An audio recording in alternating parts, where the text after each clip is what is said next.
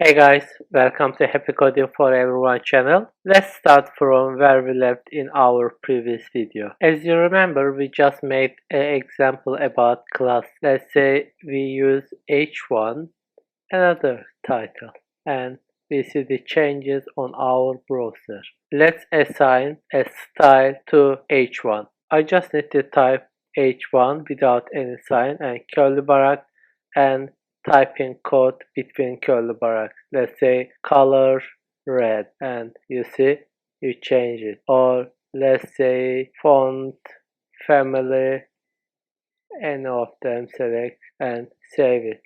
You see you change the font family. Let's try another one. Let's create another div, then assign an ID, say new ID, and type something between div ID selector. Let's save it, and I just need to use hashtag div ID. Let's say color, that color. You see it's change.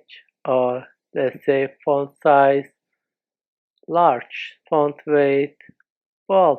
You see, we just summarized three different things. One, style to the class, and as you see, class name here. The other one is about assigning style to tag, like this h1. I just type h1. And the other one is ID. We should use the hash sign. When we need to assign style to class, we just need to use that dot sign before the name of the class. Lastly, I want to talk more about div. We use div to create function. For example, I can create a div for header, and I can create another div for main area, and I can create another div for footers. We will have lots of examples about them in our future tutorials.